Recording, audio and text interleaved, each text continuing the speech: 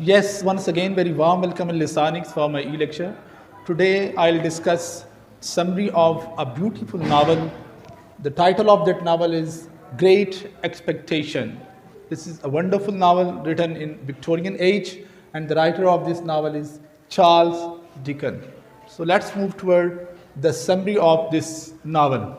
सबसे पहला जो किरदार है इसके अंदर स्टोरी जहाँ से स्टार्ट होती है दैट इज़ पिप। ये एक बॉय है, ऑर्फन बॉय, और ये अपनी सिस्टर के घर में रहता है और name of his sister is जो ग्रेगरी, और इसका जो ब्रदर इन लॉ है उसका नेम है मिस्टर जो Gregory, and by profession he is black Smith. ये लोहारों वाला काम करता है।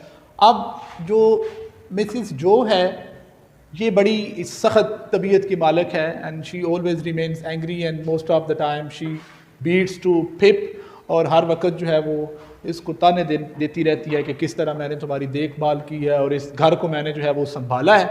लेकिन जो ब्रदर इन लॉ है पिप का, जिसका नाम जो है, ही इज़ वेरी फ्रेंडली, और इन दोनों की एज के अंदर ऑल दो काफ़ी फ़र्क है, लेकिन इन दोनों की आपस में अच्छी खासी फ्रेंडशिप है और इनका आपस में बहुत अच्छा ताल्लुक़ है।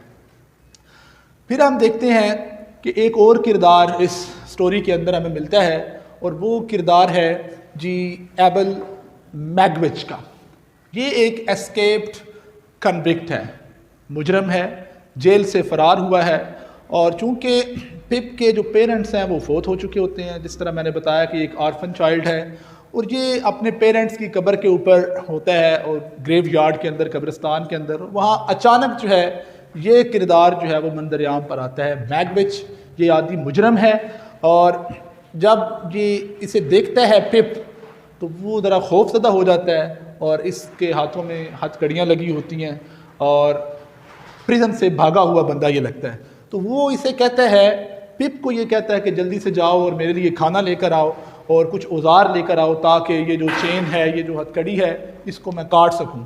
तो वो पिप जो है एक साफ हार्टेड, काइंड हार्टेड बच्चा होता है, वो घर में जाता है और चोरी से खाना लेकर आता है, और उसका जो स्टोर होता है ब्लैक स्मिथ का, वहाँ से कुछ औजार लेकर जाता है ताकि वो अपना काम कर सके। तो एबल मैगविच की पिप जो है ये मदद करता है।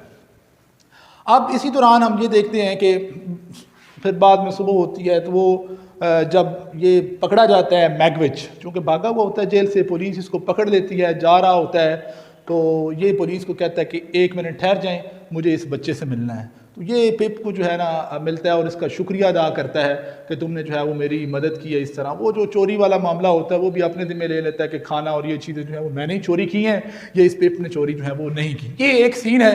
अब यहाँ तक अपनी स्टोरी जो है वो अपने जहन के अंदर रखें कि जो 3 किरदार हैं हमारे सामने, पिप है, उसकी सिस्टर है जो, और उसके बाद जो है जो उसका ब्रदर इन लॉ है उसका नाम है मिस्टर जो ग्रेगरी, वो ब्लैक स्मिथ है, लोहार है, और तीसरा किरदार हमारे पास कौन सा है, मैगविच का। उसके बाद उसी गांव के अंदर एक नया किरदार हमारे सामने आता है, that's the very important character of this novel. उस किरदार का नाम है जी मिस हैवशाम। मिस हैवशाम ये उधेड़ उम्र की एक खातून है, और ये हमेशा अपना जो है ना एक वेडिंग ड्रेस जो है वो इसने पहन कर रखा हुआ है, और इसके घर के अंदर कभी सूरज की किरणें नहीं आती, बड़ी ग्रिम काइंड ऑफ इसका हाउस है, और हमेशा जो है वो अफसुर्दा रहती है। और ये इसके पीछे वजह क्या है कि क्यों इसने अपना जो है वो हमेशा वेडिंग वाला ड्रेस पहना हुआ हो। फिर इसके जो एक कमरा है उसके अंदर एक केक रखा हुआ है, और उसकी थोड़ी सी डेकोरेशन भी हुई पड़ी है, और उस कमरे के अंदर जो घड़ियाँ हैं या उसके पास जो घड़ी है, सब का टाइम जो है वो रुका हुआ है। इनफैक्ट ये एक ग्रिम काइंड ऑफ लेडी है कि जब इसकी शादी होने लगी थी तो जो जिसके साथ इसकी शादी होनी थी वो इसके साथ जो है वो डिसलॉयल्टी कर गया, बेवफाई कर गया, तो वो भाग गया। इसके साथ उसने शादी नहीं की। वो किसी ने कहा था कि रुका हुआ है मेरी याद में वही लम्हा, वो तेरा जाते हुए यूं अलविदा कहना, तो वो इसको बेवफाई के साथ अलविदा कह गया। खैर तुझे तो जाना ही था, ये जान क्यों तेरे साथ चली है। तो इसने अपनी लाइफ को वहीं पर स्टॉप कर दिया, यानी इतना इसने सदमा लिया कि शादी जिसके साथ होनी थी वो चला गया। तो उसके बाद उसने उसी तरह वो लिबास भी पहने रखा, सारी ज़िंदगी उसने लिबास चेंज ही ना किया, और घर की जो कैफियत थी, जो डेकोरेशन थी, जो केक था, वहाँ उसी तरह ही जो है वो नावल के अंदर मजीद नक्शा खींचा जाता है कि उसके अंदर चूहे भी हैं और ये है। लेकिन इस तरह की अब क्या है जी, ये जो मिस हेवा शाम है, इसके पास एक और जो है अडॉप्टेड गर्ल है, बड़ी खूबसूरत एक लड़की है। उस किरदार का नाम है Estella. Estella is a beautiful girl, adopted girl है। ये इसके पास आई है, मिस हेवा शाम के पास, और इसके घर में काम करती है। अब ये बाद में ये राज खुलेगा कि ये एस्टेला जो है वो इसकी रियल मदर कौन सी है और रियल इसका फादर कौन सा है। अब किरदार जो है वो एक और हमारे सामने आता है, चूँकि जो पिप की सिस्टर है वो भी बड़ी तंगी होती है पिप से, ज़ाहिर बात, इसी वजह से उसके साथ हमेशा एंग्री रहती है। तो एक नया किरदार हमारे पास आता है, वो पिप का अंकल होता है, उसका नाम जो है वो मिस्टर फंबल जो है उसका नाम है। ये किरदार आता है और ये कहता है जी एक लेडी है मिस हेवा शाम, उसे एक बच्चे की ज़रूरत है, उसके घर में काम करना है, तो क्यों ना अगर आप मुझे कहें तो पिप को मैं मिस हेवा शाम के घर में काम पे लगवा देता हूँ। तो अब ये जो पिप का अंकल है ये इस हवाले से इम्पॉर्टेंट है कि इसी के ज़रिए जो है वो रब्ता होता है किसके साथ जी, मिस हेवा शाम के साथ। तो अब जो पिप है वो मिस हेवा शाम के घर में आ जाता है, और उसके घर में क्या सीन है, उसके घर में ऑलरेडी एक एस्टेला है।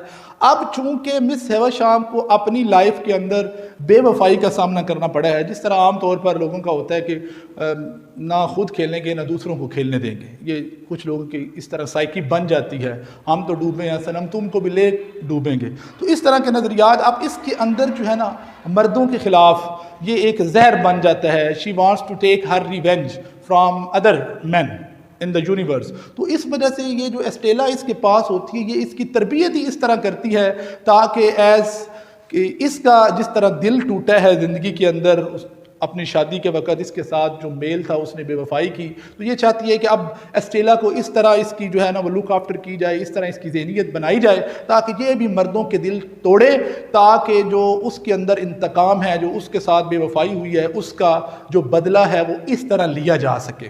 तो अब क्या है जी, पिप जब इसके घर आता है तो पिप जो है वो madly in love with Estella, इसको इसके साथ मोहब्बत हो जाती है। चूँकि एस्टेला की जो ट्रीटमेंट है वो इसी तरह हुई होती है कि मर्दों के दिल को दुखाना है, ब्रेक करना है और बेवफाई का इजहार करना है, तो ये बड़ी एक प्राइड रखने वाली जो है वो लड़की होती है, और ये इसको कोई भी अफेक्शन पिप को जो है वो नहीं दिखाती। पिप लेकिन इसके साथ लव में होता है, वो ये बार बार फिर उधर ही विजिट करता है।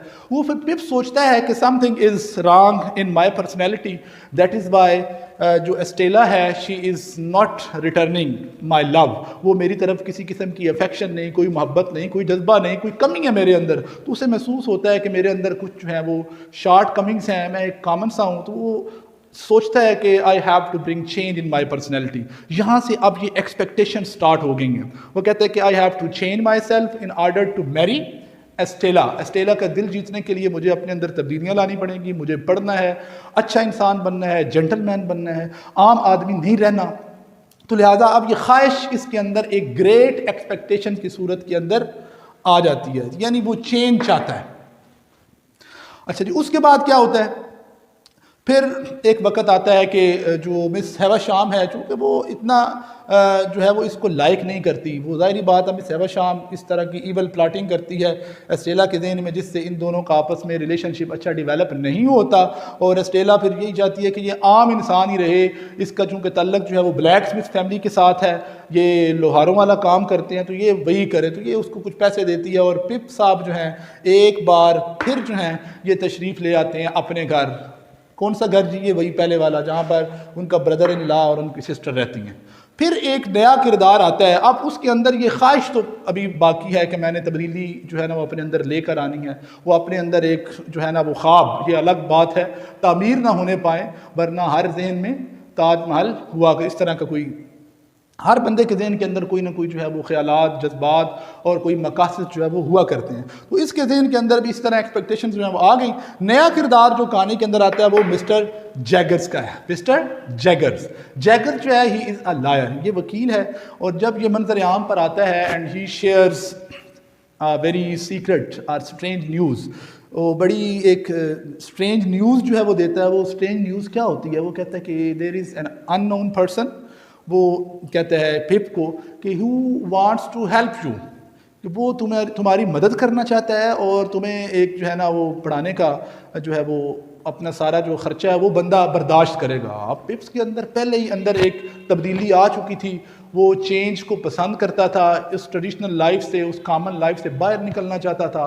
पिप ने अपने तौर पर ये सोचा कि अब ये खोज लगाने की क्या ज़रूरत है कि who is the person who is my benefactor, कौन मेरा मोहसन है, कौन ये मुझे वजीफ़ा देगा और कौन मेरी जो है वो तालीम का ख़र्चा बर्दाश्त करेगा। उसने कहा चले ठीक। दिल ही दिल में उसने सोचा ये कि मिस हैवा शाम को मैंने जिक्र किया था एक बार, तो शायद जो अननोन पर्सन है जो मेरी हेल्प करना चाहता है वो मिस हैवा शाम ही है, और वो शायद ये भी चाहती है कि मैं बड़ा बंदा बन जाऊँ और उसके बाद एस्टेला के साथ मेरी शादी हो जाए। लेकिन बहरहाल उसमें जो ना उसका ब्रदर इन लॉ राज़ी होता है, ना उसकी सिस्टर जो जू है वो राज़ी होती है, उनको छोड़कर वो लंदन के अंदर जो है वो पढ़ने चला जाता है। अब लंदन के अंदर इसकी फ्रेंडशिप होती है, वक्त के साथ साथ इसको खर्चा जो है वो मिलता रहता है, लेकिन जैसे ही जब बंदा खुद ना कमाए तो फिर एहसास जो है वो ज़ाहिर बात है उस तरह पैदा नहीं होता कि हाउ टू स्पेंड मनी, तो ये ज़्यादा खर्चा करना शुरू कर देता है। एक वक्त आता है कि इसके ऊपर बहुत ज़्यादा कर्जा जो है वो कर्ज के नीचे ये दब जाता है, राइट। तो फिर क्या होता है जी, उसके बाद एक बार जो है ये उसका ब्रदर इन लॉ, जिस तरह स्टार्ट में मैंने कहा कि इसका बड़ा अच्छा रिलेशन है इसके साथ, पिप के साथ, इसको लंदन के अंदर मिलने आता है, ये उसके साथ भी अच्छा बिहेव नहीं करता, मिस ट्रीट करता है।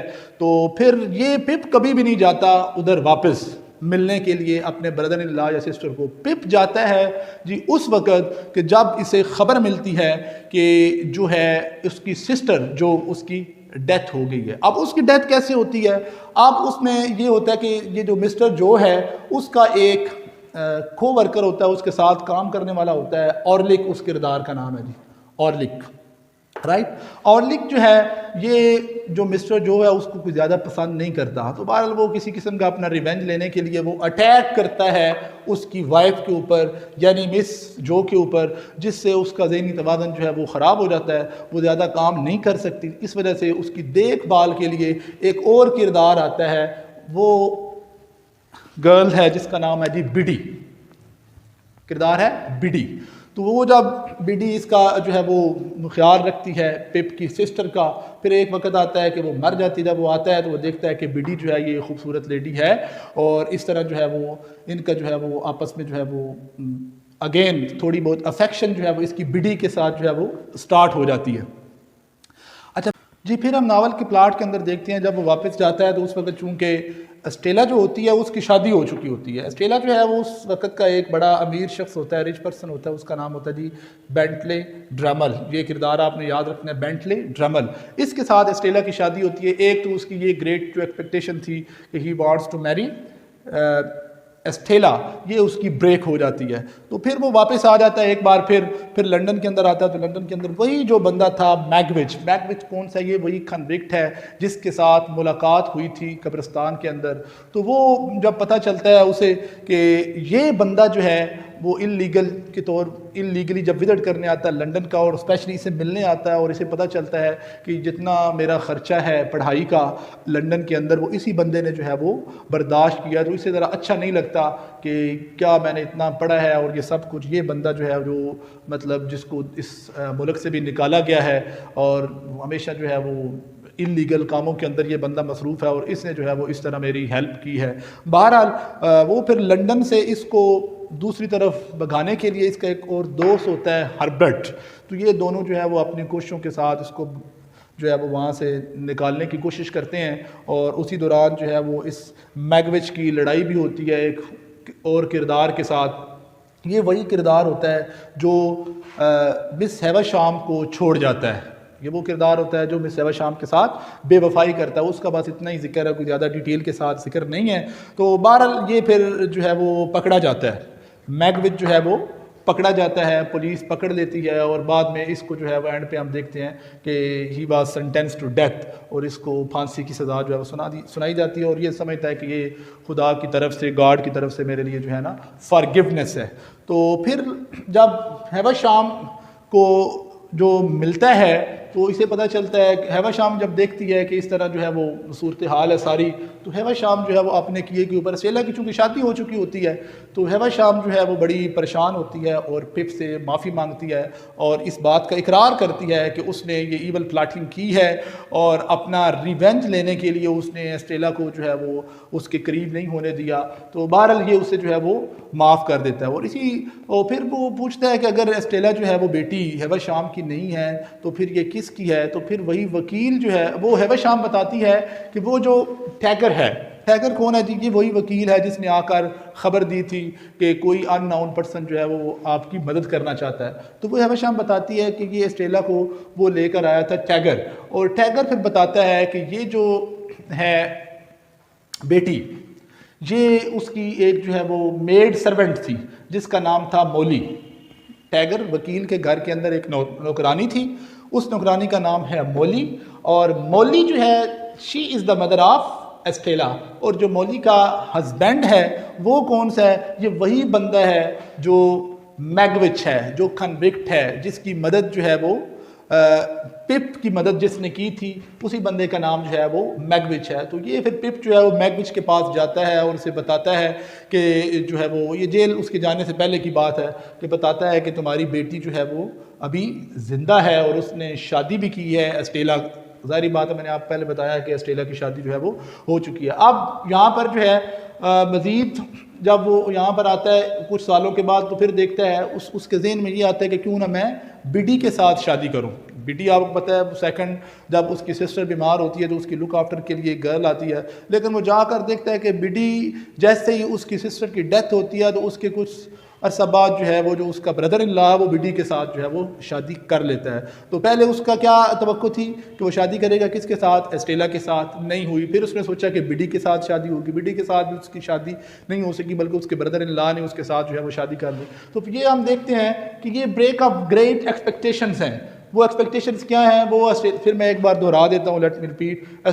वो स्टेला के साथ शादी करना चाहता था, नहीं हुई, एक्सपेक्टेशन ब्रेक होगी। बिडी के साथ मैरिज करना चाहता था, उसके साथ शादी उसके ब्रदर इन लॉ ने कर ली, एक्सपेक्टेशन ब्रेक होगी। वेल्दी मैन बनना चाहता था, जेंटलमैन बनना चाहता था, लेकिन उसने वहाँ पर जाकर दौलत को दोनों हाथों से लुटाना शुरू कर दिया और उसके ऊपर जो है वो चूँकि जेल के अंदर चला गया, उसके ऊपर कर्जा जो है वो बहुत ज़्यादा चढ़ गया था। लेकिन स्टार्ट के अंदर जिस तरह मैंने बताया है कि ये जो मिस्टर जो था, इसका ब्रदर इन लॉ था, he was very kind to him, ये उसके लिए बड़ा मेहरबान था। ऑल दो कि इसने जो है वो बड़ा मिसट्रीट किया जब वो उसे लंदन के अंदर मिलने गया था, लेकिन फिर जब उसे पता चलता है कि पिप जो है बड़ा कर्जे के अंदर है और बड़ी मुसीबत के अंदर है, तो वो पंजाबी में कहते हैं ना कि चंगी मंदी सजना कोलो सह वारी हो जाती, यार यारांदा गिला नहीं कर दे सच्ची प्रीत जिना दी। जिनकी फ्रेंडशिप अच्छी है, ये अच्छी अंडरस्टैंडिंग थी, तो यही जो ब्रदर इन लॉ है फिर जाता है लंदन और उसका कर्जा जो है वो सारा झुकाता है और कर्जा उसका अदा करता है और उसकी मुसीबत में से जान छुड़ाता है। बहरहाल उसके बाद अब चूंकि शादी जिसके साथ करना चाहता था वो नहीं हुई, वेल्दी मैन बनना चाहता था, नहीं बन सका, तो फिर अब उसके बाद ये फैसला करता है कि मैंने अब जो है वो अब्रॉड जाना है, किसी और मुल्क के अंदर जाना है। तो फिर अपने दोस्त जिसका होता है मेरा ख्याल हार्वर्ड, उसी के साथ जाता है मर्चेंट बनने के लिए, ताजर जी। जब 11 साल के बाद फिर वापस आता है तो क्या देखता है कि चूंकि बिडी और उसका जो ब्रदर इन लॉ उनकी शादी हुई थी और एक बच्चा होता है जो बिल्कुल हम शक्ल होता है पिप का। ये बात तो ठीक है, ये काबिल कबूल थी, उसे पता था कि इनकी शादी हुई है, बच्चा आ गया है, लेकिन उसके लिए हैरत की बात ये थी कि वो बच्चा जो है वो दूसरी तरफ देखता है कि वो स्टेला की तरफ भागता हुआ नजर आता है। ये बात क्वाइट सरप्राइज कि स्टेला यहाँ पे घर किधर से आ गई, स्टेला की तो शादी हुई थी। तो लेकिन उसे फिर पता चलता है कि स्टेला का जो पहला खामन था उसका नाम हमने पढ़ा हुआ कि बेंटली ड्रमन है, वो रिच पर्सन था, वो उसके साथ बड़ा जुल्म सितम करता था, लेकिन एक वक्त आया कि वो घोड़े से गिरा और वो मर गया। अब स्टेला का खामन इस दुनिया में नहीं रहा था, इसी वजह से स्टेला इधर नजर आ रही थी और स्टेला जो है वो करीब आती है और उससे कहती है कि do you still love me, क्या अभी भी आप मेरे बारे में वही जज्बात रखते हैं, वही एहसास रखते हैं। अब पिप के पास आप समझते हैं कि आपसे भी कोई नहीं था, बीड़ी भी नहीं रही और उसके बाद दूसरे मामला भी नहीं थे। तो फिर क्या हुआ जी, वो एक बड़ा खूबसूरत जुमला आता है नावल के अंदर, what's the use of flowers when spring is over, कि अब जब बहार चली गई है, हर चीज़ की एक उम्र होती है, लेकिन इसके बावजूद भी नावल के अंदर ये दिखाया जाता है कि दोनों हाथों में हाथ लिए जो है वो एक बाग की तरफ खुशी खुशी जा रहे होते हैं। This is the happy ending of this novel. अब शादी होती है नहीं होती, पहले एंड में तो ये क्यूरियासिटी होती है, मिस्ट्री होती है। बाद में चार्ल्स डिकन का एक फ्रेंड जो है बड़ा इसरार करता है कि this is not the good ending of this novel, जी एस्टेला और पिप शुड बी मैरिड, इनकी शादी दिखानी चाहिए थी। तो बाद में फिर एक दूसरा एंड जो है वो इस नावल का भी लिखा था। बहरहाल फर्स्ट टाइम जो चार्ल्स डिकन ने इसका एंड लिखा वो यही लिखा कि दोनों हाथों में हाथ लिए जो है वो बाग की तरफ जा रहे होते हैं और यहाँ पर ही नावल जो है वो अपने अख्ताम को पहुँचता है। This is all about the beautiful story of this novel that belongs to Victorian age. Thank you so much for your precious time. Stay connected with Lisanix to learn more.